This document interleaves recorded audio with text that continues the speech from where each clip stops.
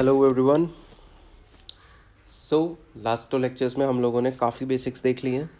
All the important concepts आप लोग समझ चुके हैं। The next very important concept that comes into play और प्रीलिम्स में हर साल डेफिनेटली 1 से 2 सवाल आने ही आने हैं। स्टेट पीसीएस के आप एग्जाम्स दोगे वहाँ पर आने ही आने हैं। So the next topic is inflation. ठीक, so let us exactly understand what is inflation, क्या होता है, कैसे होता है, उसके सारे एंगल से उसको अच्छे से पोस्टमार्टम करते हैं। चलो, इन्फ्लेशन इज़ एसेंशियली महंगाई जो आप देख रहे हो। So yes, let's start. So क्या है इन्फ्लेशन आप लोगों के हिसाब से? इन्फ्लेशन इज सी, अगर आप इसकी बुकिश डेफिनेशन पे जाएंगे, सो it is a sustained and a general increase in price of goods, sustained and a general increase in the price of goods and services across an economy over a period of time. ठीक है, अब हमें ये जो sustained और general increase है ये देखते हैं इसका एग्जैक्टली मतलब क्या है। पता हम सबको है महंगाई क्या होती है, पर देखो जनरल इंक्रीज़ इसका मतलब है कि हर चीज़ में एक सर्टेन लेवल पर महंगाई आ चुकी है। ठीक, ऐसा नहीं है कि मान लो बस एक hyundai की कोई कार महंगी हो गई तो हम ये नहीं कहेंगे कि अरे इंडियन इकोनॉमी में तो इन्फ्लेशन आ गया। नहीं, पर्टिकुलरली पूरी की पूरी इकोनॉमी में जनरली सब कुछ चीज़ें महंगी हुई हैं। सोना भी आप देख रहे हो बहुत महंगा हो रहा है। ठीक, पर ऐसा नहीं है कि सोना दुगना हो गया तो हम कहें महंगाई दुगनी हो गई। नहीं, it is a very general term. सोना महंगा हुआ है, हाँ ठीक है, और चीज़ें कितनी महंगी हुई हैं। अगर सब कुछ दुगना महंगा हो गया तब हम कहेंगे कि हाँ यार महंगाई दुगनी हो गई है, it has doubled. So general is this and sustained is this. For example sustained का मतलब ये है, फॉर एग्जाम्पल आप मान लो कि जहाँ पे हमारा टमाटर उगते हैं, ठीक, मान लो वहाँ पर ड्रॉट आ गया या वहाँ फ्लड आ गया और एकदम से उनकी सप्लाई कुछ दिनों के लिए रुक गई तो प्राइसेस बढ़ जाएंगे।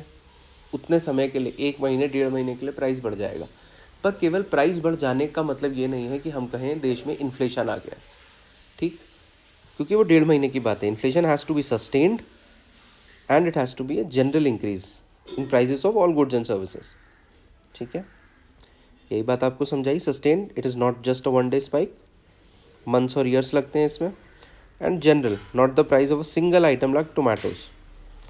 ठीक है, चलो ठीक, 2 चीज़ें हमने यहाँ पे हेडिंग में देखा था, 2 sides of the same coin. Let us just see हम ये क्या बात कर रहे हैं। देखो, इन्फ्लेशन को आप एक तरह से समझ सकते हो कि द प्राइस इज इंक्रीजिंग। ठीक, पहले जो सारी चीज़ें आपको 100 रुपये में मिल जाती थी, मान लो आप 100 रुपये में जाते थे और 1 किलो आलू और 1 किलो प्याज लेकर आते थे। आज क्या हुआ कि आज आप 100 रुपये में केवल 800 ग्राम प्याज और 800 ग्राम आलू लेकर आ रहे हो। ठीक, क्योंकि इनका प्राइस बढ़ चुका है। अब ये 110 रुपये के मिल रहे हैं आपको 1 किलो।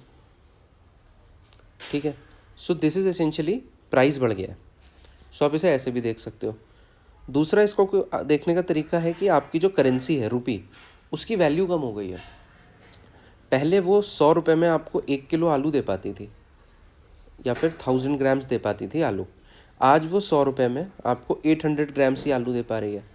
सो एसेंशियली कि इसकी जो वैल्यू थी ना रुपी की, वो कम हो गई है। ऐसे भी देख सकते हैं। दूसरा देख सकते हैं कि जो आलू था उसके प्राइस में राइज हो गया। तो दोनों तरफ से देखा जा सकता है, इसीलिए बोला गया inflation is the 2 sides of the same coin, right. अब देखो, जैसे कि अभी आप ये मान लो, पहले हम कहते हैं, जैसे अभी आप देख रहे हो कि 1 साल पहले तक हमारा जो $1 था वो लगभग 84 रुपीज़ का था। ठीक है, पर अभी रिसेंटली क्या हुआ है, $1 इज इक्वल टू 90 रुपीज़। तो रुपी जो है वो अपनी वैल्यू कम करता जा रहा है। तो ये वाला जो एंगल है ना कि रुपी की वैल्यू कम होने से भी इन्फ्लेशन बढ़ रहा है। देखो यहाँ महंगाई बढ़ रही है। पहले $1 के लिए 84 रुपीज़ दे रहे थे, आज 90 रुपीज़ दे रहे हैं, तो महंगाई बढ़ी। महंगाई यहाँ पर क्यों बढ़ी है? यहाँ पर इसलिए बढ़ी है क्योंकि रुपी की वैल्यू कम होती जा रही है, राइट। सो 2 तरीके हैं इसको देखने के, जिससे भी चाहो आप देख लो। Your money buys less over time. ठीक है, erosion of it is the erosion of a currencies purchasing power. देख लो, जैसे ईयर एंड में 100 रुपये में एक लार्ज पीस आ रहा था, अब क्या है 5 साल बाद क्या होगा, 100 रुपये में एक स्मॉल पीस आएगा। ये तो आप भी समझ सकते हो। आज से थोड़े टाइम पहले तक आप 10 रुपये में जितनी 10 रुपये की कोई प्लेट आती थी गोलगप्पे की, आज वो 15 रुपये की है या 20 रुपये की है। सेम जगह, सेम इंसान, एवरीथिंग। तो महंगाई बढ़ रही है। 2 तरीके हैं, या तो आपकी currency is losing value, otherwise जो इन्फ्लेशन है वो बहुत ज़्यादा हो चुका है। चलो अब एक बात बताओ, जनरली आप देखते हो इंडिया में इन्फ्लेशन क्या है। इन्फ्लेशन टारगेट जो इंडिया में करता है आरबीआई, वो हमारा टारगेट रहता है कहीं 4 to 6% के बीच में रखना है हमें इन्फ्लेशन।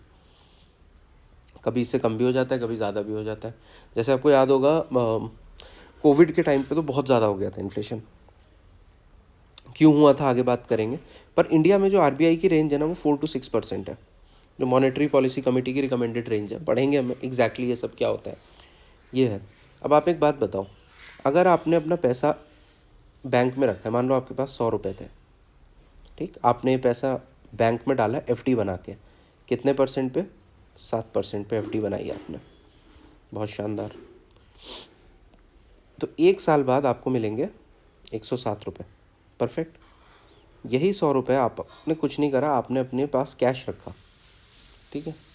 आप अगर कैश रख रहे हो अपने पास, आपकी जेब में वो 100 का नोट पड़ा रहा, लेकिन 1 साल के बाद 6% इन्फ्लेशन है अगर इकोनॉमी में, इन्फ्लेशन, तो आपका जो करेंसी था ना उसने 6% अपनी वैल्यू खो दी। तो अब उसकी जो एक्चुअल बाइंग पावर है वो 94 ही रह जाएगी।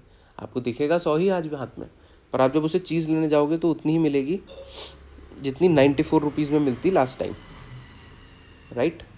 सो ये है एग्जैक्टली कि क्यों हमारे जो बैंक्स हैं ना वो आपको रेट्स ऑफ़र करते हैं एफडी पर, कि आप यहाँ पर पैसे डालो। अगर 6% यहाँ पर ये भी होता तब भी आपका पैसा 1% बढ़ जाता, 100 का 101 तो हो ही जाता, राइट। सो ये जो चीज़ होती है, इसके लिए हमारे बैंक्स जो हैं ये हमको ऑफ़र करते हैं चीज़ें कि एफडी बनवा लो, म्यूचुअल फंड में 12% रिटर्न ले लो। तो 12% रिटर्न तो आपको मिल रहा है, पर आपकी करेंसी की 6% वैल्यू भी हर साल कम होती जा रही है। तो अगर आप 6% पे एफडी करा रहे हो और 6% आपके यहाँ इन्फ्लेशन चल रहा है, तो एसेंशियली आपको कोई फ़ायदा नहीं हो रहा है और आपको नुकसान भी नहीं हो रहा है, ठीक। ये कॉन्सेप्ट है। उसके बाद नेक्स्ट, इन्फ्लेशन हमें समझ में आ गया क्या है, महंगाई, किसी भी चीज़ का प्राइस बढ़ना। इस महंगाई बहुत ही सिंपल शब्दों में बात करें, पर कुछ और टर्म्स आते हैं जिसमें आपको मॉक टेस्ट में बहुत सवाल मिलेंगे, कभी यूपीएससी भी पूछ सकता है। तो let us just very simply understand inflation. Inflation means prices are rising, very simple. They are typically associated with a growing economy. कोई भी इकॉनमी जब अपने ग्रोथ फेज में होती है, कोई डेवलपिंग इकोनॉमी होती है, तो वहाँ पर एक सर्टेन लेवल का इन्फ्लेशन अच्छा माना जाता है, क्योंकि उनकी जीडीपी बढ़ती है उससे। हमने लास्ट टाइम समझा है इन्फ्लेशन और जीडीपी का कॉन्टेक्स्ट क्या होता है, right. Nominal GDP, real GDP, किस में इन्फ्लेशन के लिए अकाउंट करा जाता है? रियल जीडीपी में, उसमें इन्फ्लेशन हटा के कैलकुलेट करा जाता है, ठीक है। सो अगर कोई देश है जिसमें मनी सप्लाई बढ़ता जा रहा है, जिसमें इन्फ्लेशन बढ़ता जा रहा है, तो वो ग्रो हो रही है, वहाँ पर इसे अच्छा माना जाता है। होता क्या है ये होने से, कॉस्ट ऑफ लिविंग जो है वो बढ़ती जाती है। पहले अगर एक परिवार का खर्चा 10,000 रुपये में चल रहा था, ठीक, महंगाई बढ़ने से आज उसका शायद 11,000 रुपये लगेंगे उसे खर्चा चलाने में। ये होता है इन्फ्लेशन, बेसिक समझ लिया। अब देखो समझने वाली बात है, दूसरा है डिफ्लेशन। ये भी समझ जाओगे, इन्फ्लेशन है जब महंगाई बढ़ रही है, यहाँ पर है प्राइस बढ़ रहे हैं, यहाँ क्या है प्राइस कम हो रहा है, किसी भी चीज़ का प्राइस कम हो गया भाई साहब, ठीक है। ये इकोनॉमिक्स में जब आप देखोगे ना, आपको तो बहुत अच्छा लगेगा कि यार ऐसा हो जाए तो मज़ा आ जाए, मुझे 20 लाख की कार 15 लाख में वो गाड़ी मिलने लगे, मज़ा आ गया। बट ऐसा नहीं होता, it is a sign of a struggling economy. मतलब इकोनॉमी अब आप देखोगे तो ग्रो नहीं कर रही है, उसमें जो प्राइस थे, जो उसका टोटल जीडीपी था वो कम होने लगेगा, क्योंकि प्राइस ही कम होता जा रहा है। अगर हम एक्सपेंडिचर या इनकम मेथड से देखेंगे तो चीज़ें कम होती जा रही हैं। जब प्राइस फॉल होगा तो आप खुद बताओ, अगर कोई कंपनी अपने एम्प्लॉयज़ को 1 करोड़ रुपए दे रही थी, पर उसका और प्रोडक्ट उसका 2 करोड़ में बिक रहा था, पर अब उसका प्रोडक्ट ही प्राइस कम हो गया, डिफ्लेशन हो गया, अब उसका प्रोडक्ट ही 1 करोड़ में बिकने लगा, तो वो अपने एम्प्लॉयज़ की सैलरी को भी कम करेगी। जब वो अपने एम्प्लॉयज़ की सैलरी को कम करेगी, तो ये लोग, जब कम सैलरी वाले लोग मार्केट में जाएंगे तो ये महंगी चीज़ नहीं खरीदेंगे, तो ये और सस्ती चीज़ खरीदेंगे। जब ये सस्ती चीज़ खरीदेंगे तो जो बंदा बना रहा है उसको वापस से अपने प्राइस कम करने पड़ेंगे, फिर वो प्राइस कम करेगा तो उसे अपनी सैलरी कम करनी पड़ेगी, और ये पूरा का पूरा एक साइकिल बन जाएगा, ठीक। तो होगा क्या इससे आखिरी में, कि सस्ती चीज़ें बिकने लगेंगी, लोगों की सैलरी भी कम होने लगेगी। So it is a sign of a struggling economy, fine. The third thing, यहाँ पे बच्चे कंफ्यूज हो जाते हैं डिफ्लेशन और डिसइन्फ्लेशन में। Nothing very big, very simple, let's understand.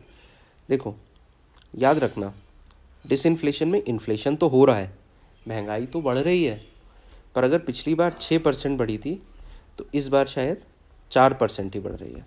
जो इन्फ्लेशन का रेट था, इन्फ्लेशन की दर थी, वो कम हो गई है। ठीक, 6% से 4% हो चुका है। अब महंगाई बढ़ रही है, 100 रुपये की चीज़ 106 की हुई पिछले साल, 6% बढ़ी। लेकिन इस साल जो थी, इस साल वो 2% बढ़ रही है। ठीक, अब वो 108 की ही हो रही है, ना कि 106 से 112 की हो रही है। So inflation is happening but at a slower rate. Very simple to understand, कहीं भी हो सकता है, नॉट इम्पॉर्टेंट। ठीक है, ये दोनों टर्म्स याद रखना। और एक आजकल बहुत इंपॉर्टेंट टर्म चल रहा है स्टैगफ्लेशन, ये मैं आपको आगे एक्सप्लेन करूँगा। हम एक टॉपिक और पढ़ेंगे, फिलिप्स कर्व, वहाँ पर मैं आपको बताऊँगा। इसी लेक्चर में आज हम ये करेंगे डिस्कस फिलिप्स कर्व के साथ। आपको अभी यहाँ पे याद रखना है डिफ्लेशन और डिसइन्फ्लेशन का फ़र्क, राइट। चलो अब देखो, इन्फ्लेशन इज़ ऑफ 2 टाइप्स। ठीक, पहला है डिमांड पुल इन्फ्लेशन और दूसरा है कॉस्ट पुश इन्फ्लेशन। क्या होता है, चलो आ जाओ। देखो सारी बात, सारा गेम इकोनॉमिक्स में जो है ना, it is based on demand and supply. Very simply put, तुम्हें कोई चीज़ चाहिए और उसकी कोई डिमांड नहीं है, मान लो कचरा है, कचरे की कोई डिमांड नहीं है, तो तुम्हें वो 1 रुपये में मिल जाएगा। लेकिन आप सोने की डिमांड है भाई साहब, सोना लेने जाओगे तो वो महंगा मिलेगा। समझ में आ रहा है, कोई भी चीज़ का रेट जो है ना, प्राइस जो है, वो उसकी डिमांड पे बहुत मैटर करता है कि उसकी डिमांड कितनी है। कोई चीज़ें अगर दुनिया में है ही 100 और उसको लेने के लिए 1 लाख आदमी खड़ा है, तो डेफिनेटली उसकी डिमांड बढ़ेगी। डिमांड बढ़ेगी तो प्राइस बढ़ेगा। आप खुद सोच लो, आपके पास कोई एक जूता है, ठीक, आप उसे बेचना चाहते हो, आपने बोला मैं 5,000 में बेच दूंगा, पर आप सुबह उठे और आप देख रहे हो आपके यहाँ तो भाई साहब 1 लाख आदमी घर के बाहर खड़ा है वो जूता लेने के लिए, तो आप क्या कहोगे कि जो सबसे ज़्यादा पैसे देगा उसको बेचूंगा। सो अपने आप डिमांड बढ़ने से आपका प्राइस बढ़ गया। ठीक है, सो डिमांड से बहुत फ़र्क पड़ता है। और अब आप 5,000 रुपये का जूता लेके सुबह खड़े हो और कोई नहीं खड़ा है आपके घर के बाहर, तो अगले दिन आप कहोगे चलो 4,000 में कोई ले जाओ, 4 में भी कोई नहीं आ रहा है, चलो 3 में ले जाओ, 2 में ले जाओ। जब डिमांड नहीं है तो फिर प्राइस अपने आप कम होता रहता है। ठीक, तो डिमांड से प्राइस पे फ़र्क पड़ता है, बेसिक समझ ही गए। दूसरा सप्लाई होती है, कोई भी चीज़ अगर शॉर्टेज में है तो फिर उसका प्राइस बढ़ेगा, और कोई चीज़ अथाह पड़ी हुई है इस दुनिया में तो जितना लेना है लो, खाओ पियो ऐश करो, तो उसका प्राइस डेफिनेटली कम होगा। बेसिक कॉन्सेप्ट्स यहीं से अब हम पढ़ेंगे, demand pull inflation and cost push inflation. Let's just understand demand pull inflation. देखो, it occurs when the total demand for goods and services outpaces the available supply. It's often described as too much money chasing too few goods. Very important concept. देखो वही वाली बात है, एक चीज़ है, इसका price है 50 रुपये और लेने के लिए बहुत आदमी खड़ा हुआ है।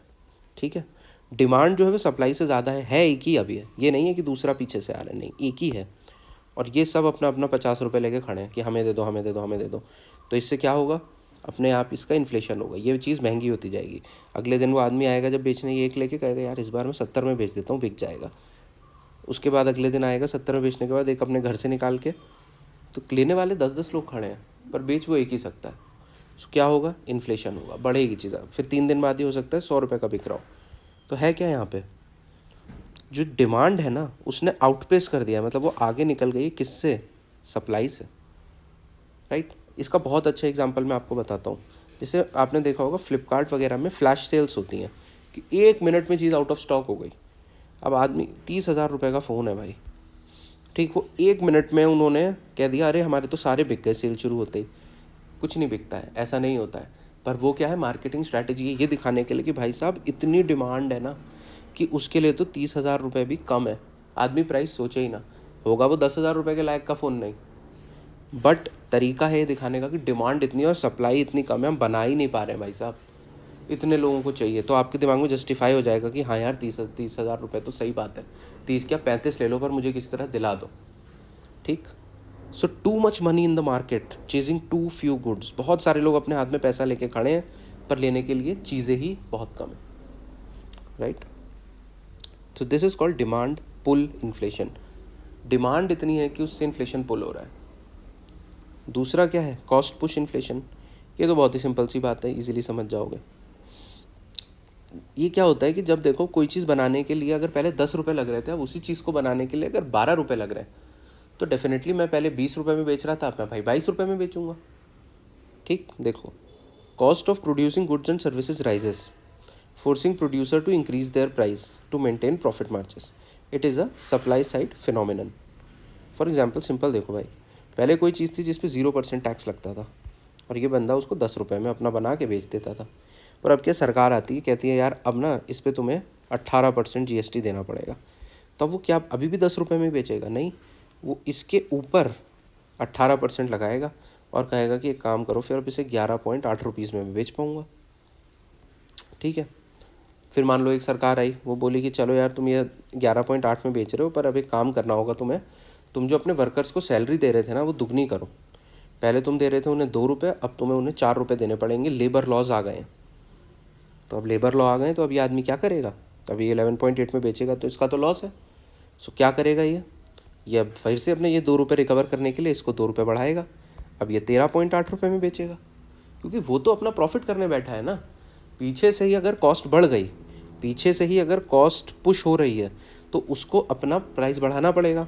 पर आप क्या कहोगे? आप कहोगे यार पहले ये चीज़ 10 रुपये की मिलती थी, आज ये 13.8 रुपये की मिल रही है। इसका मतलब बहुत ही बेहतरीन रूप से इन्फ्लेशन हो गया, महंगाई हो गई है। तो महंगाई तो हुआ, पर ये वाली महंगाई जो हुई ये हुई कॉस्ट बढ़ने की वजह से। ये वाली महंगाई जो हुई ये किस वजह से हुई? ये हुई डिमांड सप्लाई मिसमैच की वजह से, कि डिमांड बहुत ज़्यादा है किसी चीज़ की। राइट, समझ में आता है? कोई टेंशन नहीं। IPL अभी वर्ल्ड कप इंडिया फाइनल में पहुंचा था 2023 में, ठीक है। तो उसके टिकट्स, अब स्टेडियम में सीट्स तो लिमिटेड ही हैं, मान लो भाई 500 सीट्स हैं, ज़्यादा होती हैं 30-40 हज़ार हैं, बट ठीक है लेट इट बी। 500 सीट्स हैं, लोग देखने के लिए 10 लाख कह रहा है मुझे टिकट दे दो। तो आपने देखा होगा उसके टिकट्स ब्लैक में बिक रहे थे। 2,500 रुपये का जो टिकट था वो बिक रहा था कम से कम 20,000 रुपये के आसपास में। तो ये इन्फ्लेशन कहाँ से आया? महंगाई, क्योंकि डिमांड पुल, इतनी डिमांड थी ना भाई साहब कि हर आदमी उसके लिए 20,000 देने को भी तैयार है। तो ये कॉन्सेप्ट समझ में आ गया। UPSC एक बहुत सिंपल सा क्वेश्चन पूछ सकता है, आई थिंक पूछा भी है, PYQ तो हम डिस्कस करेंगे ही, वहाँ देखते हैं। सीधा सीधा ये सवाल आएगा कि इसमें से कौन सा डिमांड पुल इन्फ्लेशन है, और उसमें 7-8 आपको ऑप्शन दे देगा। वो कुछ कॉस्ट वाले होंगे, कुछ डिमांड वाले होंगे, आपसे कहेगा ढूंढो। अब अगर आपको कॉन्सेप्ट पता है आप एग्जैक्टली ढूंढ लोगे। और अब तो एलिमिनेशन नहीं हो पाता है, वो पूछ लेगा ओनली 3, ओनली 4, ओनली 5, ओनली 6, इसमें से कितने डिमांड पुल हैं, राइट। हमने देखा है, अब वो इसी तरह से पूछ रहा है। सो आपको एग्जैक्टली क्लियर होना चाहिए what is demand pull inflation and what is a cost push inflation. Clear? Let's go ahead. वही चीज़ समझाई गई है। Too much money and credit in circulation drives of demand for a limited supply of goods. ठीक है, अब ये जो हमने देखा ना कि डिमांड बढ़ गई, डिमांड बढ़ कैसे रही है, इसका मतलब अब नेक्स्ट कॉन्सेप्ट पे जा रहे हैं, ध्यान देना। डिमांड अगर बढ़ रही है किसी भी चीज़ की, यानी कि लोगों के पास पैसा है उसको खरीदने का। इसको कहते हैं इकोनॉमी में मनी सप्लाई बहुत सारी है। मनी सप्लाई बहुत सारी है। मनी सप्लाई मतलब क्या? मतलब लोगों के हाथ में पैसा बहुत है। अच्छा जी, क्या मतलब है बैंक, क्या मतलब है ये मनी सप्लाई ज़्यादा होने का? जैसे कि देखो, सिंपल सी बात समझना, अगर बैंक ने अपने FD के रेट 2% कर दिए, अभी 6-7% में होती है, मान लो 2% कर दिया, तो क्या आदमी बैंक में पैसा रखेगा? नहीं रखेगा। फिर वो कहेगा 2% के लिए क्या बैंक में डालना, इससे बढ़िया तो मैं अपने हाथ में रखता हूँ, और उससे मैं कहीं अब बैंक में FD में से अच्छा मैं उसे ज़मीनों में लगा दूँ, मैं उसे गोल्ड में लगा दूँ, मैं उसे स्टॉक्स में लगा दूँ, मैं कहीं लगा दूँ। पर पैसा उसके हाथ में है, अब कहीं लगाने के लिए मचल रहा है वो, उसका मन है मैं कहाँ लगा दूँ, क्या कर दूँ। तो अब आप देखो, अब इसी बीच में उस जब ऐसे सारे बहुत सारे लोग हैं जो पैसा बैंक में रखने का फ़ायदा नहीं है, हाथ में उनके आ गया है पैसा, ये पैसा यहाँ से भी आ सकता है। इसी को कहते हैं cheap monetary policy. Cheap monetary policy क्या है? बैंक क्या करते हैं, इंटरेस्ट रेट्स लो कर देते हैं। इंटरेस्ट रेट एफडी के भी लो होंगे और जो बैंकों से लोन मिलता है वो भी सस्ते में मिल रहा है। वो 3% पे लोन मिल रहा है तो आदमी वहाँ से भी कहेगा ला यार मुझे 3% पे लोन दे दे बैंक। अब उन्होंने लोन ले लिया, अब हाथ में पैसा आ गया। सिमिलरली गवर्नमेंट स्पेंडिंग भी बहुत ज़्यादा बढ़ चुकी होती है। जैसे कि अब ये सरकारें आजकल आपने देखा होगा क्या कर रही हैं कि महिलाओं को हम 10,000 रुपये हर मंथ देंगे, या इसको हम 2,000 किसानों को देंगे टाइप्स। बहुत सारी योजनाएं चल रही हैं, बहुत सारी स्कीम चल रही है। तो अब उसके हाथ में पैसा आ रहा है। अब उसके हाथ में पैसा आ रहा है तो हम क्या कहेंगे कि मनी सप्लाई इकॉनमी में बढ़ती जा रही है। ठीक, समझो मनी सप्लाई बढ़ती कैसे, ये बहुत इंपॉर्टेंट है। तीसरा कैसे बढ़ सकती है? एफडीआई, फॉरेन की कंपनीज आ रही है इंडिया में। ठीक है, वो आ रही हैं, वो इंडिया में पैसा लगा रही हैं, पंप कर रही हैं, नई नए किसी को कंपनी बनानी है उसको दे रही हैं, ये ले 1 करोड़ रुपए तू कंपनी बना, उसके हाथ में पैसा आ रहा है। और चौथा क्या है? Black money. ब्लैक मनी तो कभी बैंकों में जाती ही नहीं है। अगर ब्लैक मनी बढ़ेगी तो हमारी मनी सप्लाई बढ़ती जाएगी। ठीक, तो ये क्या है? डिमांड पुल। डिमांड क्यों बढ़ रही है? क्योंकि मनी सप्लाई बहुत ज़्यादा है। मनी सप्लाई क्यों ज़्यादा है? ये 4-5 कारण हमने यहाँ पर देखे कि इस वजह से हो सकता है मनी सप्लाई ज़्यादा हो। जब मनी सप्लाई ज़्यादा है, ठीक, अब हमने देखा कि 2% था तो लोगों ने इन्वेस्ट नहीं करा, लोगों ने लोन ले लिए, लोगों ने अपने पास रखा। और इसके बीच में एक बिल्डर आता है, वो कहता है कि ये देखो गुड़गांव में मैं फ्लैट्स बनाए हैं 100, बहुत शानदार फ्लैट्स बनाए हैं और इनकी कल सेल होगी 10 करोड़ रुपए से स्टार्टिंग है। 100 फ्लैट हैं और कम से कम 10 करोड़ अफोर्ड करने वाले लोगों के हाथ में पैसा है, अमीरों के हाथ में 1 लाख लोग खड़े हैं। अगले दिन वो 10 करोड़ रुपए के ऑलमोस्ट सारे फ्लैट बिक गए और अब वो रीसेलिंग, अब ये जिन्होंने लिए थे 100 लोगों ने, वो कह रहे हैं हम बेच देंगे वापस से, पर हमें तुम अब 15 करोड़ देना। तो तुरंत मनी सप्लाई ज़्यादा थी। इस वजह से क्या हुआ, जो 10 करोड़ की चीज़ थी, पहले तो वो 10 की थी ही नहीं, उसने बोला भेजा ही इस वजह से, सप्लाई लिमिटेड करी, सप्लाई लिमिटेड करी, उसकी वजह से इतने ख़रीदा और अब ये लोग सीधे इन्फ्लेट करके प्राइसेस बेच रहे हैं। इसीलिए आप देखोगे इंडिया में रियल एस्टेट के प्राइसेस किसी भी तरह से बढ़ते जा रहे हैं। जो फ्लैट्स, जो ज़मीनें गुड़गांव वगैरह में आज से पहले 5 करोड़ की थी, आज वो 3 गुना हो चुकी हैं, 4 गुना हो चुकी हैं। राइट, क्यों हो रहा है? क्योंकि मनी सप्लाई बढ़ा हुआ है। अब सरकार क्या करेगी ऐसे टाइम पे? आप बताओ, अगर आप सरकार में बैठे हो भाई साहब, क्या करोगे आप? यार ऐसे महंगाई थोड़ी बढ़ने देंगे, तो हमें कुछ करना पड़ेगा। तो जब भी इन्फ्लेशन बढ़ता है तो सरकार क्या करती है? सरकार मनी सप्लाई को कम करती है। सरकार का टारगेट होता है कि यार अब ये मनी सप्लाई जो है ना, इसको कम करा जाए। और मनी सप्लाई को कम कैसे करा जाएगा? यही वाले कारण है। सबसे पहले आरबीआई आता है, कहता है यार एक काम करो, इंटरेस्ट रेट बढ़ा दो। अब ये 2% नहीं, यहाँ कह दो कि अब ना हम तुम्हें 7% देंगे। तो लोग क्या करेंगे? अब इधर उधर नहीं, वापस से पैसा बैंकों में डालेंगे। हाथ में पैसा कम बचेगा तो स्पेंडिंग कम होगी, स्पेंडिंग कम होगी तो डिमांड कम होगी, डिमांड कम होगी तो इन्फ्लेशन भी नीचे आएगा। ठीक, ये बहुत सिंपल सा एक कॉन्सेप्ट है। इसे आगे डिटेल में देखेंगे, अभी हम आरबीआई पूरा पढ़ेंगे। रेपो रेट कहते हैं इसे, मॉनेटरी पॉलिसी। ठीक है, समझ गए? इंटरेस्ट रेट्स को महंगा कर देंगे कि यार इन्फ्लेशन ज़्यादा है, बहुत सारा मार्केट मेन है, होता है मार्केट में मनी सप्लाई कितना है, उसी को रेगुलेट करने के लिए सब किया जाता है। आपने सुना होगा रेपो रेट बढ़ गया, रेपो रेट कम हो गया, इंटरेस्ट रेट बढ़ गया, ये सब यही है, यहीं से निकलेगा। अभी सब कुछ इन्फ्लेशन के लिए होता है, क्योंकि आरबीआई का टारगेट क्या है? Inflation should be in the range of 4 to 6%। जब ये ज़्यादा होता है, मान लो 6 से ऊपर जा रहा है, 7 जा रहा है, अब इनको नीचे लाना है, तो ये क्या करेंगे? इंटरेस्ट रेट्स बढ़ाएंगे। इंटरेस्ट रेट बढ़ाए तो लोगों ने क्या करा? पैसा वापस से बैंकों में डाला अपना। राइट, और अगर आप ये मान लो कि ये 4 से कम हो गया, मान लो 2% ही इन्फ्लेशन है, ये कह रहे हैं नहीं यार थोड़ा इन्फ्लेशन और होना चाहिए, तो क्या करेंगे? वापस से लोगों के हाथ में पैसा डालेंगे। चीप मॉनेटरी पॉलिसी, सस्ते लोन देने लगेंगे, एफडी के रेट्स कम करने लगेंगे। सिंपल कॉन्सेप्ट समझ में आ रहा है? पॉइंट है कॉन्सेप्ट समझना। कॉन्सेप्ट अगर समझ गए, वहाँ पर आप भाई साहब 30 के 30 क्वेश्चन पॉलिटी और इकोनॉमी के करेक्ट करके आओगे। रट के आप 20-25 तक पहुँच सकते हो, पर वहाँ पर जो 5-6 क्वेश्चन 12-13 नंबर का जो एज मिलता है वो यहीं से मिलेगा। कॉन्सेप्चुअल क्लैरिटी पूरी लेके चलेंगे। ठीक, तो डिमांड पुल इन्फ्लेशन पूरा पढ़ लिया हमने। डिमांड क्यों बढ़ती है, मनी सप्लाई होती है, क्यों होती है, क्या करते हैं, एवरीथिंग।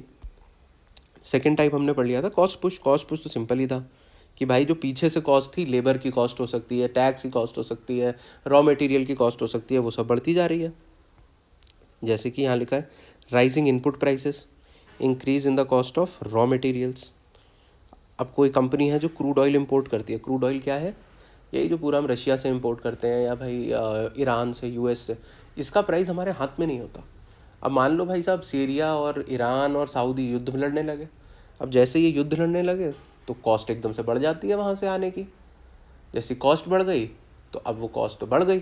कोई आदमी जो वहाँ से कोई चीज़ ला रहा था, उसका शिप से आ रही थी, क्रूड ऑयल था, उसके प्राइस बढ़े तो उसे फाइनली कॉस्ट पुश इन्फ्लेशन बनाना पड़ेगा, उसे अपने प्राइस बढ़ाने पड़ेंगे मार्केट में। दूसरा क्या, इंक्रीज वेजेस। आप भी अगर कहीं काम कर रहे हो, आप कहो यार सर 1-2 साल हो गए सैलरी बढ़ाओ, सर ने आपकी सैलरी बढ़ाई तो सर आपकी सैलरी अपनी जेब से तो देंगे नहीं। सर को सिंपल दिख रहा है कि मैं अगर इसकी सैलरी 1 लाख से 1.5 लाख कर रहा हूँ तो अब ये 50,000 रुपये मुझे कस्टमर से लेने हैं, तो उसकी वजह से क्या होगा, कॉस्ट पुश इन्फ्लेशन, बढ़ेगी महंगाई, मतलब वो अपना एमआरपी बढ़ाएंगे, प्राइस बढ़ाएंगे, फिर सप्लाई चेन डिसरप्शंस हो गए।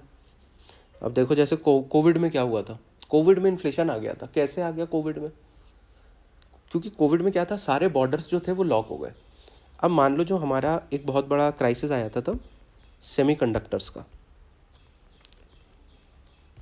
सेमीकंडक्टर्स मेनली कहाँ बनते हैं, मेनली बनते हैं ताइवान में, ठीक। अब ताइवान से सेमीकंडक्टर्स आने हैं पर सारे बॉर्डर लॉक हो गए हैं, वहाँ पे भी सारी इंडस्ट्रीज़ बंद हो गई हैं। तो सप्लाई चेन ये होती है कि एक चीज़ रॉ मटेरियल सारे एक जगह से आएंगे, फिर असेंबल होंगे, फाइनल प्रोडक्ट बनेगा, पर अगर वो आ ही नहीं पा रहे हैं तो क्या होगा, इट क्रिएट्स शॉर्टेजेस, ठीक। शॉर्टेज है, अब मान लो शॉर्टेज किसी चीज़ का है, वही है सप्लाई लिमिट हो गई। पहले 1,000 बनते थे, मान लो सेमीकंडक्टर इंडिया आते थे, अब 100 ही आ रहे हैं, और सारी कंपनीज कह रही हैं मुझे दे दो, मुझे दे दो, मुझे दे दो, मुझे दे दो। पर क्या होगा, हर किसी को तो दे नहीं सकते, तो क्या बंदा कहेगा यार मैं ना तेरे को 100 रुपये एक्स्ट्रा दे रहा हूँ, मुझे दे दे, 200 रुपये एक्स्ट्रा दे रहा हूँ, मुझे दे दे। सो सप्लाई चेन डिसरप्शन जब भी होगा तो अपने आप कॉस्ट बढ़ेगी। जैसे कि हुआ क्या था, जैसे आप कोई अगर कोविड के बाद इनफैक्ट 1-1.5 साल तक ये रहा कि अगर आप कोई कार लेने जा रहे हो तो जनरली आपको कार्स के साथ 2 कीज़ मिलती हैं, बट तब 1 की मिल रही थी, और वो कह रहे थे कि हमारा अब ये सप्लाई चेन थोड़ा सा जब ठीक हो जाएगा तो हम आपको दूसरी की पहली सर्विस या दूसरी सर्विस तक दे देंगे, अभी मत लो, क्योंकि अभी हमारी कीज़ आधी हो गई हैं, क्योंकि सेमीकंडक्टर्स आधे ही आ रहे हैं, ठीक है, समझ गए बात। और अगर आपको अभी एक्स्ट्रा की चाहिए तो आपको एक्स्ट्रा पैसे देने पड़ेंगे, जिससे कि आपकी कॉस्ट बढ़ जाएगी और इन्फ्लेशन दिखेगा आपको, समझ में आता है। और ये भी हमने देख लिया, हायर इनडायरेक्ट टैक्सेस। अब सरकार ने जीएसटी लगा दिया भाई, तो मैं तो तुमसे ही लूँगा ना 18%, मैं अपनी जेब से तो दूंगा नहीं, सीधी सी बात, ठीक है। ये हमने देख लिया, समझ में आता है इन्फ्लेशन का कॉन्सेप्ट, ठीक। Cost push and demand pull. अब देखो उसको नापने के लिए ना कुछ इंडिसेस हैं, इनसे भी यूपीएससी ने सवाल काफ़ी पूछे हुए हैं, स्टेट पीसीएस तो पूछता ही रहता है। अब देखो यार, अगर तुम्हें बताना है कि यार इन्फ्लेशन बढ़ रहा है, महंगाई हो रही है, हम इससे कैसे निपटेंगे, तो सबसे पहले तो तुम ये बताओ सरकार को पता कैसे चलेगा इन्फ्लेशन कितना आ रहा है, उसको नापना तो पड़ेगा ना। किसी चीज़ को जब आप मेजर करोगे, हाँ यार अब ये 6 की जगह 7% हो गया है, तो अब इसको हमें कम करना है, पर पहले हमें ये तो पता चले 7% हो गया है। और ये पता करने के लिए सरकार कुछ इंडेक्सेस का यूज़ करती है, जैसे कि पहले हम यूज़ करते थे होलसेल प्राइस इंडेक्स, WPI कहा जाता है इसे, होलसेल प्राइस इंडेक्स। आपको बहुत याद रखना है कि हु पब्लिशेस इट, सवाल पूछ लिया जाता है या एक स्टेटमेंट बना के पूछ देंगे। Who publishes it, office of economic adviser, ministry of commerce. ये क्या करता है, होलसेल प्राइस इंडेक्स, ये क्या करता है ना, ये प्राइस इंडेक्स बताता है कि जो होल सेलर है, जो प्रोड्यूसर है, मान लो मैं हूँ, मैंने भाई मेरा अंडे का फार्म है, ठीक, मैंने वो अंडा प्रोड्यूस करे, अब मैं उसकी होलसेल कर रहा हूँ मैं, और दुकानों को बेच रहा हूँ, कस्टमर को नहीं बेच रहा हूँ।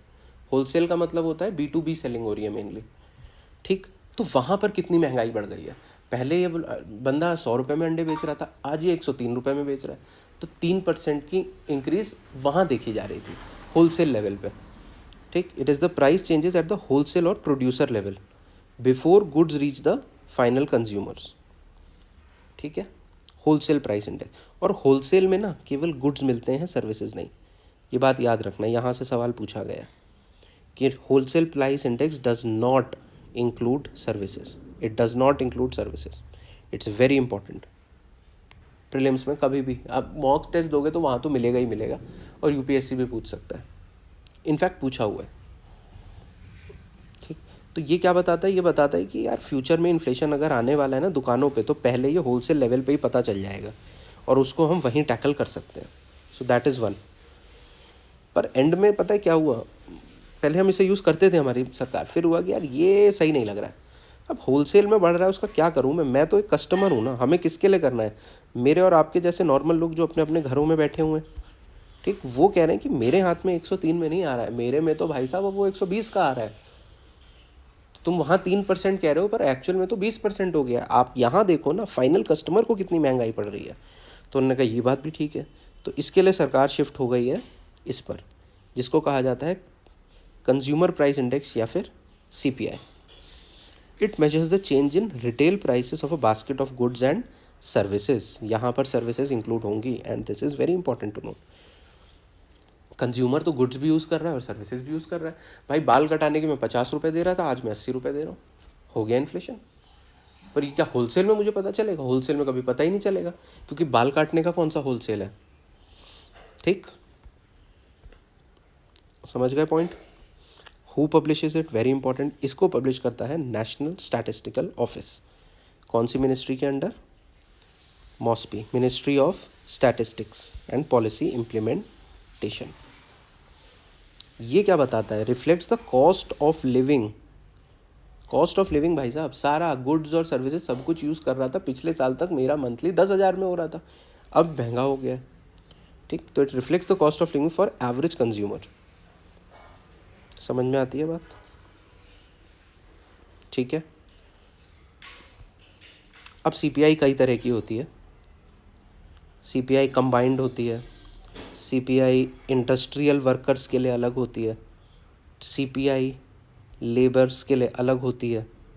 ठीक है, वहाँ हम नहीं जाएंगे, नेक्स्ट लेक्चर में डिटेल में बात करेंगे जब क्वेश्चन डिस्कस कर रहे होंगे।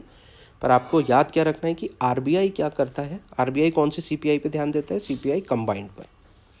ठीक, और ये वाला पॉइंट तो मैं आपको बता ही चुका हूँ, it's very important also. RBI को क्या है अभी हमारे देश में कि भाई हमको इन्फ्लेशन 4% रखना है, आइडियल इज 4% ±2%, यानी कि 2 से 6 की रेंज रखनी है, 2 से कम भी नहीं होना चाहिए और 6 से ज़्यादा भी नहीं होना चाहिए। राइट। अब देखो CPI जो जो प्रोडक्ट्स मेजर करता है और WPI जो जो प्रोडक्ट्स मेजर करता है उनमें भी फ़र्क होता है। फॉर एग्जाम्पल CPI क्या है? It is a basket of goods and services. Services is important over here. ठीक है, देखो उसके डिफरेंट पार्ट्स होते हैं, जैसे कि कंज्यूमर के लिए जो जो इम्पोर्टेंट है, एक छोटे से लेके बड़े आदमी तक को जो चीज़ बहुत मैटर करती है जिससे कि हमें इन्फ्लेशन का पता चल जाता है, तो उसका बहुत बड़ा पार्ट है फूड एंड बेवरेजेस, खाने पीने की चीज़ें जो होती हैं।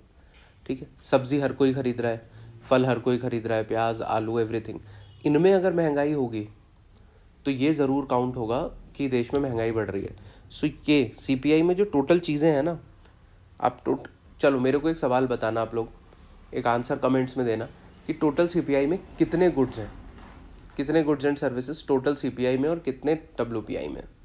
ठीक है, मैं आपको ये बता रहा हूँ कि उसमें से 45% अप्रॉक्सीमेटली यार फूड एंड बेवरेजेस, मैक्सिमम ये पार्ट होता है।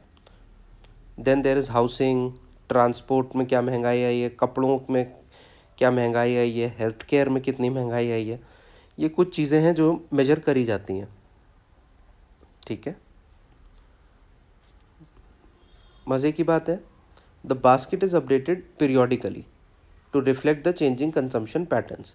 जैसे कि पहले मान लो भाई, अब इन्होंने क्या करा है, नीचे नीचे मोबाइल फ़ोन को काउंट करने लगे हैं कि अगर मोबाइल फ़ोन महंगे हो रहे हैं तो हम मानेंगे कि महंगाई है। पहले मोबाइल फ़ोन को काउंट नहीं करते थे, ऐसा लगता था कि ये तो बहुत थोड़े लोग लेते हैं। पर जैसे जैसे हमारा कंजम्पशन पैटर्न चेंज होता है वैसे वैसे CPI में भी चीज़ें घटती बढ़ती रहती हैं। ठीक है, उसके बाद रूरल इंडिया की जो बास्केट है वो अर्बन इंडिया से अलग है। ठीक, तो यहाँ पे क्या है, कॉन्टेक्स्ट स्पेसिफिक बास्केट्स भी बनाई जाती हैं। इसीलिए मैंने अभी आपको बताया कि CPI एक तो होती है कंबाइंड, फिर एक CPI है इंडस्ट्रियल वर्कर्स, एक CPI है एग्रीकल्चरल लेबर्स। तो हर एक ग्रुप के लिए कुछ अलग अलग CPI होती हैं। ताकि हम सीधे देख पाएँ यार इंडस्ट्रियल वर्कर्स के लिए तो महंगाई नहीं बढ़ रही है।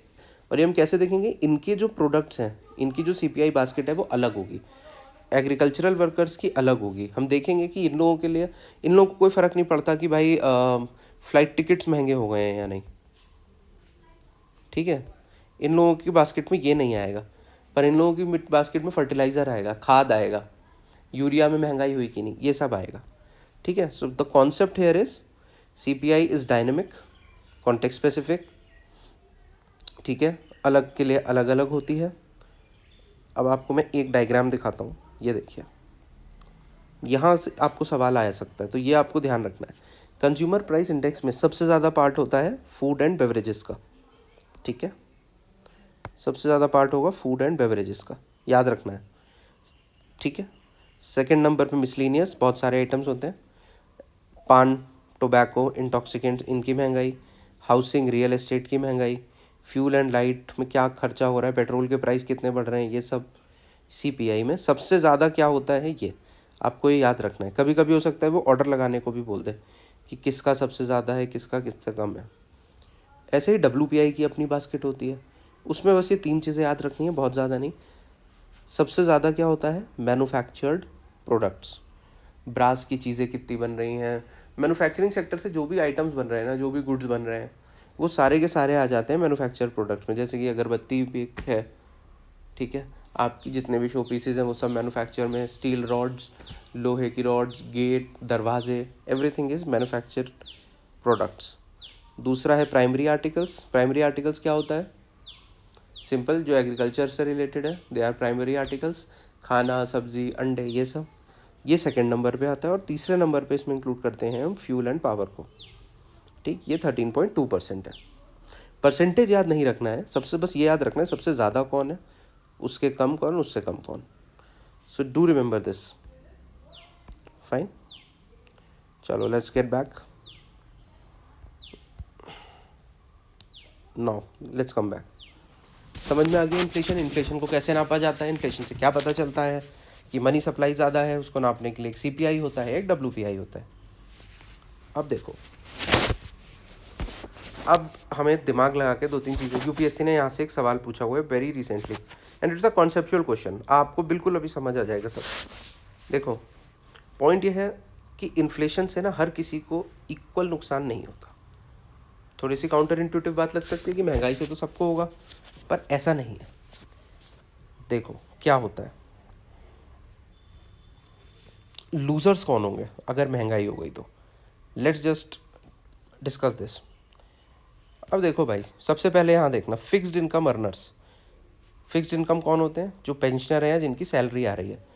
भाई अब इनकी सैलरी मान लो मार्च में आई 50,000, अप्रैल में भी आई 50,000, मई में भी आई 50,000, पर क्या महंगाई सेम रही थी, या महंगाई हर महीने बढ़ रही है, बढ़ रही है।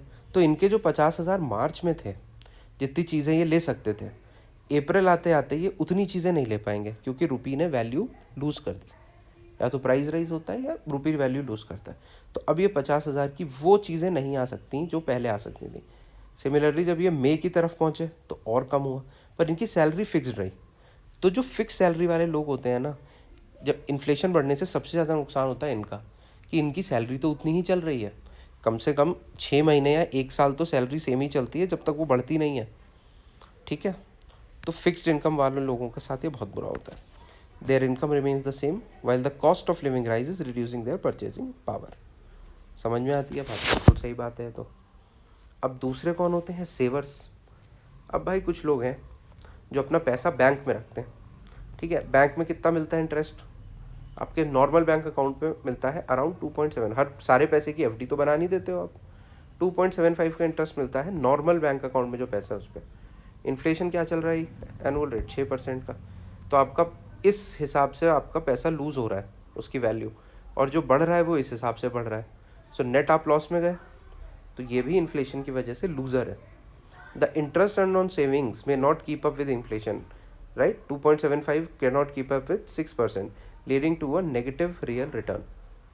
जो हमने बचाया था पैसा, अंत में देख रहे हैं 1 साल बाद वो कम वैल्यू, कम चीज़ें खरीद सकते हैं हम उसमें, ठीक है।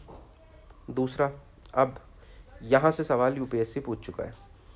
चलो पहले ये कर लेते हैं, एक्सपोर्टर्स का भी नुकसान होता है। अब आप एकदम से सोचो पहले 1 मिनट के लिए, बिना देखे कि एक्सपोर्टर्स का नुकसान कैसे होगा इन्फ्लेशन बढ़ जाने से, राइट। अब देखो, अगर हमारी एक चीज़ 70 रुपये की बनी, 70 रुपये की चीज़ हम एक्सपोर्ट कर रहे थे, पर अब इन्फ्लेशन हो गया, इन्फ्लेशन की वजह से अब हमें इसे 80 में एक्सपोर्ट करना पड़ रहा है, ठीक है। तो जहाँ हम एक्सपोर्ट कर रहे थे उस आदमी के लिए तो प्रॉब्लम है, उसको तो महंगा पड़ रहा है ना, तो अब वो आपका प्रोडक्ट क्यों खरीदेगा, वो आपका प्रोडक्ट नहीं खरीदेगा, और इससे क्या होगा, it will reduce your competitiveness in the global market, ठीक है। ग्लोबल मार्केट में बहुत प्लेयर्स हैं, ऐसे कई लोग हैं जिनके यहाँ इन्फ्लेशन नहीं हुआ, तुम्हारा इतना बढ़ा, उसका 70 से 71 ही हुआ। पहले वो 70 में तुम्हें एज दे रहा था, पर अब उसने कहा यार अब तो 9 रुपये का फ़र्क आ गया, अब मैं उस कंट्री से लूँगा। सो एक्सपोर्टर्स को नुकसान होता है। यहाँ से सवाल पूछ चुका है यूपीएससी कि क्रेडिटर्स को फ़ायदा होता है, नुकसान होता है। क्रेडिटर्स मतलब लेंडर्स मतलब वो लोग जो पैसा उधारी पे दिए हुए हैं, मान लो, ठीक। आप खुद मानो, आपने किसी को 100 रुपये दे दिया आपने, आपका दोस्त, वो आया, उसने 1 साल बाद आपको कहा ले भाई तेरे 100 रुपये वापस, हिसाब क्लियर, हिसाब तो क्लियर। पर इसकी वैल्यू जो 2024 में थी, इन्फ्लेशन की वजह से यहाँ पर इसकी वैल्यू अब 100 रुपये में कम चीज़ें आएंगी, तो क्रेडिटर्स लूज, पैसे देने वाले को तो नुकसान हो गया। समझ में आ रहा है? The money they get paid back is worth less in real terms than the money they lent. Simple बात है, समझ में आया कि क्रेडिटर्स, पैसे देने वाला लूज कर रहा है, तो विनर कौन है, डेटर्स या बोरोवर्स, जिसने पैसा लिया। भाई जब उसने लिया 100 रुपया और जो वापस उसने करे 100 रुपये, उनकी वैल्यू तो कम थी तरीके से, तो अब इसे 107 या 106 रुपये वापस करने चाहिए थे सेम चीज़ के लिए, ठीक है। तो अब इसने 100 ही रुपये वापस किए। फॉर एग्जांपल मान लो 100 रुपये में पहले 1 किलो चावल आता था जब इसने पैसे लिए थे, अब वो 106 रुपये में आता है, पर ये वापस तो 100 ही रुपये कर रहा है। तो अब ये बंदा जाके जो पहले 1 किलो चावल ले सकता था, आज ये 1 किलो चावल नहीं ले सकता, ठीक है। तो जिसने पैसे दिए थे उसका तो नुकसान हो गया और इसका फ़ायदा हो गया, इसको ये कम पैसे देने पड़े। सो डेटर्स विन इन्फ्लेशन बढ़ने से। और सिमिलरली वो उल्टा भी पूछ सकता है कि अगर इन्फ्लेशन कम हुआ तो कौन जीतेगा, तो आंसर एकदम उल्टा हो जाएगा, ठीक है। तो ये आपको याद रखना है, ये दिमाग लगाना है, ये रट्टू वाली चीज़ें नहीं हैं। कुछ लोग रट के चले जाते हैं ये चीज़, पर सीधा कॉन्सेप्ट है, ठीक। दूसरा कौन विनर है, बिजनेस या प्रोड्यूसर्स विद प्राइसिंग पावर। जैसे कि अब देखो इन्फ्लेशन आ चुका है, ठीक है, पर कोई लोग हैं भाई जो कह रहे हैं कि यार हम तो जीत जाएंगे। इन्फ्लेशन आया 6%, हमने अपना प्राइस, अब जियो और एयरटेल है मार्केट में, अब भाई वो उन्होंने अपने कंपटीशन को ख़त्म कर दिया। बिजनेसेस हैं विद प्राइसिंग पावर, अब ये अपने प्राइस मान लो 300 के प्लान को कल ये बोले मैं 400 में बेचूंगा, तो it is a rise of 33%, पर हम लेना पड़ेगा क्योंकि कंपटीशन ही नहीं है। So they have pricing power with them, ठीक है। So they can increase the price of their products often leading to higher nominal profits. तो इन्फ्लेशन से इन्हें फ़ायदा होता है, इन्फ्लेशन 10% बढ़ रहा है, सीधे 10% करेंगे, ये 11 कर देंगे, ये 12 कर देंगे, तो ये जीतेंगे इन्फ्लेशन से, इनको कभी लॉस नहीं होगा। पर नॉर्मल आदमी है, अब देखो एक छोटा बिजनेस अगर है, छोटा बिजनेस हार जाएगा कैसे, मैगी 10 रुपये की दे रहा है वो, खैर मैगी तो बहुत बड़ा बिजनेस है, गलत एग्जाम्पल ले लिया, पर आप कोई ऐसा चीज़ मानो जो 10 रुपये में आपको आदत है लेने की, ठीक है, वो 10 से 12 भी करेगा ना, तो सब लोग ऐसे कहेंगे अरे बड़ा महंगा कर रहे हो यार, 12 रुपये में दोगे अब तुम ये चीज़। इसके पास प्राइसिंग पावर नहीं है, तो इसको इन्फ्लेशन से नुकसान होता है, ठीक। Let's move ahead. ये क्लियर है, इसमें कोई डाउट नहीं आना चाहिए, ये कोई खास नहीं है।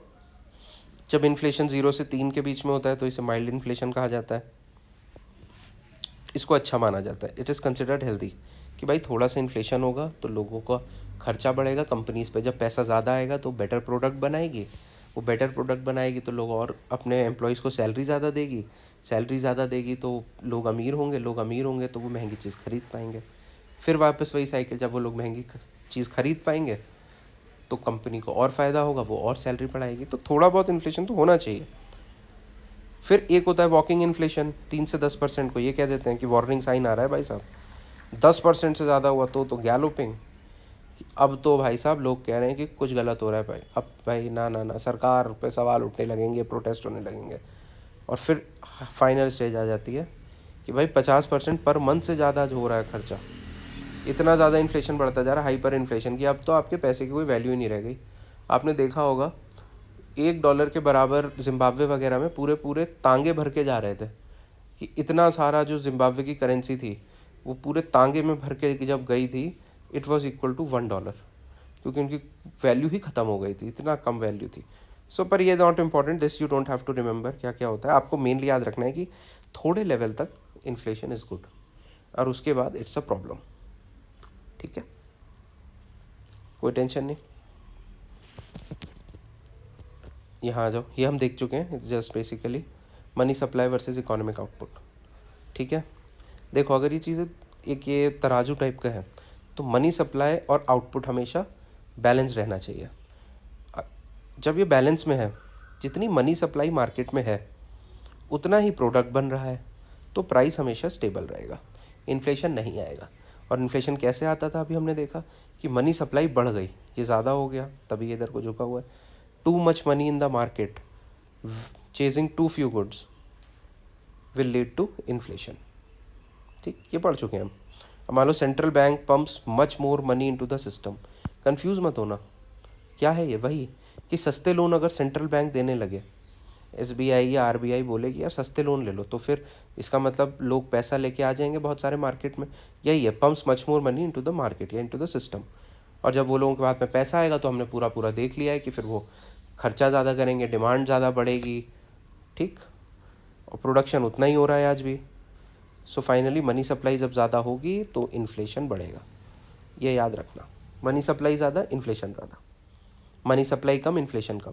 और मनी सप्लाई को रोकने या बढ़ाने के सबसे अच्छा तरीका है रेपो रेट या फिर इंटरेस्ट रेट्स, जैसे भी आप समझ पाओ। राइट, अब आ जाओ, अब हम एक चीज़ पढ़ेंगे शानदार सी, इधर आओ। चलो पहले ये एक देख लेते हैं। ये वाली चीज़ मैं आपको समझा चुका हूँ कि इन्फ्लेशन को कंट्रोल करने के लिए क्या करा जाता है। तो हमारे यहाँ ना दो चीज़ें होती हैं, एक हमारा इकोनॉमिक्स पूरा देखता है RBI, और RBI की जो पॉलिसी होती है उसको कहा जाता है मॉनेटरी पॉलिसी। ठीक है, और दूसरे हमारी होती है गवर्नमेंट, सरकार, और उसकी पॉलिसी को कहा जाता है फिस्कल पॉलिसी, जो ये बजट में रिलीज़ करते हैं। राइट, अब RBI क्या क्या पास क्या तरीके हैं कि भाई इन्फ्लेशन को कैसे रोका जाए। टारगेट क्या था इसका, इफ़ यू रिमेंबर, 4% ±2%, यहाँ तक इन्फ्लेशन रखना है। अब हम कैसे करें इसको बैलेंस, तो देखो क्या है, इसका ऑब्जेक्टिव क्या, to control the money supply and the cost of credit, जितने में लोन लोगों को मिल रहा है वही करना है। प्राइमरी टूल क्या है, ये इंटरेस्ट रेट्स को कम या ज़्यादा करता है, अभी हमने देख लिया है, पूरा समझाया था मैंने आपको। जैसे कि अगर इन्फ्लेशन हो रहा है, ठीक है, यानी कि मार्केट में पैसा, मनी सप्लाई ज़्यादा है, तो इन्होंने क्या करा, इन्होंने इंटरेस्ट रेट्स बढ़ा दिए भाई साहब। इंटरेस्ट रेट्स बढ़ा दिए मतलब आप ये मान लो अब लोन महंगे हो गए। पहले जो लोन 7% पे मिल रहा था वो 10% पे मिलेगा, तो नॉर्मल आदमी लोन कम लेगा। समझ में आती है बात। आप इसे FD का इंटरेस्ट रेट भी समझ सकते हो कि पहले 6% था, अब 8% पे FD को मिल रहा है, तो लोग अपना पैसा मार्केट से हटा के बैंक में डाल देंगे कि हाँ भाई वहीं रिटर्न मिलेगा, और लोन भी नहीं ले रहे हैं, तो मार्केट से पैसा कम होगा, और मार्केट से जब पैसा कम होगा तो फिर इन्फ्लेशन भी अपने आप कम होगा। Basic simple concept.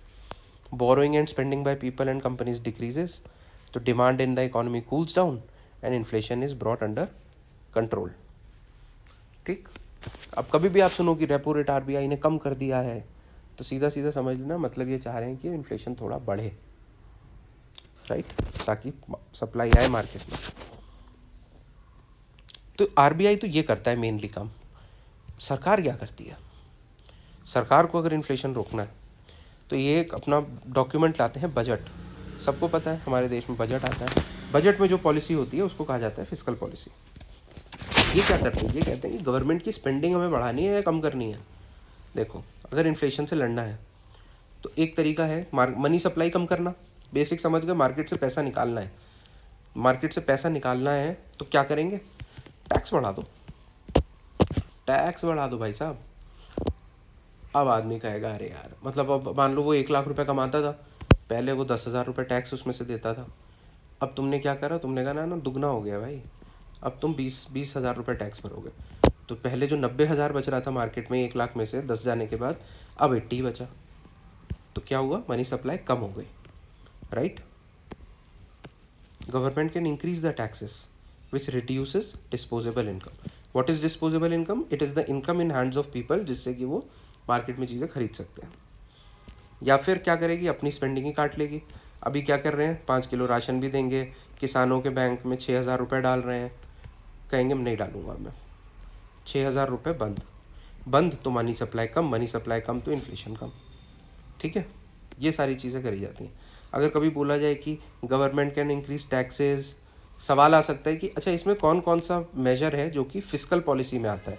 एक ऑप्शन दिया जाए इंक्रीज टैक्सेस, दूसरा दिया जाए कट स्पेंडिंग ऑफ गवर्नमेंट, तीसरा दिया जाए एडजस्टिंग की इंटरेस्ट रेट्स। तो आपको पता होना चाहिए कि फिस्कल पॉलिसी में इंटरेस्ट रेट्स नहीं आएगा, ये आरबीआई का काम होता है, रेपो रेट, इंटरेस्ट रेट, ये सब मैनेज करना, ठीक है,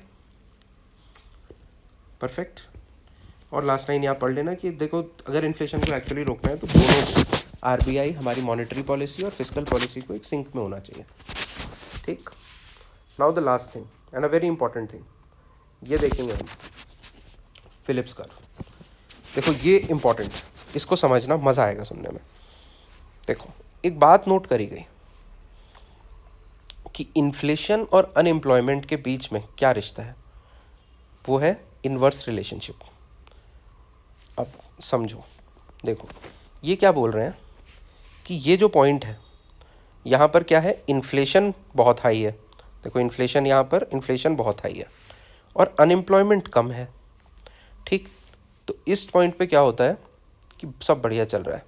जब अनएम्प्लॉयमेंट कम है, अनएम्प्लॉयमेंट कम है तो क्या होगा, लोग मतलब एम्प्लॉयड हैं, लोग एम्प्लॉयड हैं तो लोग के पास सैलरी आ रही है। जब इनके पास सैलरी आ रही है तो मनी सप्लाई बढ़ा हुआ है। जब मनी सप्लाई बढ़ा हुआ है तो क्या होगा, लोग डिमांड ज़्यादा करेंगे, सबके हाथ में पैसा है, मैं भी खाऊंगा, मैं भी खाऊंगा, चलो आज बाहर चल रहे हैं। जो जब ज़्यादा डिमांड होगी मार्केट में, डिमांड पुल इन्फ्लेशन हो जाएगा। समझ में आती है बात, सिंपल, कि जब अनएम्प्लॉयमेंट कम है तब इन्फ्लेशन हाई होगा, सीधी बात। दूसरा पॉइंट क्या है कि अब अनएम्प्लॉयमेंट ज़्यादा है, तो जब अनएम्प्लॉयमेंट ज़्यादा है, अनएम्प्लॉयमेंट ज़्यादा तो लोग जॉबलेस बैठे हैं। जॉबलेस लोगों के पास मतलब पैसा नहीं है, मतलब कि मार्केट में मनी सप्लाई कम है। जब मार्केट में मनी सप्लाई कम है तो इन्फ्लेशन कैसा होगा, कम, ठीक। तो अनएम्प्लॉयमेंट ज़्यादा तो इन्फ्लेशन कम। जब अनएम्प्लॉयमेंट लो था तब इन्फ्लेशन हाई। तो इनके बीच में एक उल्टा रिलेशनशिप है। उल्टा रिलेशनशिप को क्या कहते हैं हम, इन्वर्स रिलेशनशिप है। तो इन दो पॉइंट्स को जब आप मार्क करोगे तो एक इस तरह का कर्व बनेगा। इस कर्व को कहा जाता है फिलिप्स कर्व। सवाल तो सिंपल ये पूछ लिया जाता है कि अनएम्प्लॉयमेंट और मतलब एंड, ये तो हिंदी वाला और हो गया, अनएम्प्लॉयमेंट एंड इन्फ्लेशन के बीच में कैसा रिश्ता है, तो क्या है, इन्वर्स।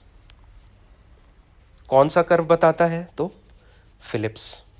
ये तो हो गई फैक्चुअल बात, ठीक। ये सवाल पूछा जा सकता है यूपीएससी में, पर आप मेरी बात समझो, पॉइंट क्या है फिलिप्स कर्व का, इससे हमें क्या पता चला। चलो ऐसा होता है मान लिया, पर क्या करें इसका, देखो इसका क्या करें, आप बनोगे पॉलिसी मेकर, ठीक है, एक टाइम के बाद सवाल यूपीएससी में भी पूछा जा सकता है। अब देखो यार, उनको ये पता है कि अगर हम इन्फ्लेशन हाई है और अनएम्प्लॉयमेंट लो है, हमने मान लो इन्फ्लेशन को कम करने के लिए कुछ करा, लेकिन इन्फ्लेशन जैसे ही कम होगा तो अनएम्प्लॉयमेंट बढ़ जाएगा, और अगर अनएम्प्लॉयमेंट को हम कम करेंगे तो इन्फ्लेशन बढ़ जाएगा। तो ये एक ट्रेड ऑफ होता है, पॉलिसी मेकर्स को एक ट्रेड ऑफ है कि policies design to reduce unemployment, कि हम सबको एम्प्लॉय कर दें, उससे होगा क्या, it will lead to higher inflation and vice versa. सो ये एक हमेशा पॉलिसी मेकर्स में डिलेमा रहता है कि यार क्या करें, क्योंकि ये वाली चीज़ मैटर आ जाती है एंड में, ठीक है। बस इसलिए आपको फिलिप्स कर्व पढ़ाया या समझाया जाता है। होता क्या है, सवाल कैसे होगा, वो तो मैंने आपको बता दिया था, बट ये है जो मेन प्रॉब्लम है, ठीक है। पर अच्छी बात यह है कि ये रिलेशनशिप जनरली शॉर्ट टर्म में होता है, लॉन्ग टर्म में ऐसा नहीं होता है। लॉन्ग टर्म में क्या होता है, लॉन्ग टर्म में देखा गया है कि इन्फ्लेशन बहुत नहीं बढ़ता, लोग एम्प्लॉयड होते हैं और वो जितना इन्फ्लेशन उसमें 2-3% का बढ़ता है, it is good for the economy, ठीक। पर ये आपको याद रखना है, Phillips curve, it is very important.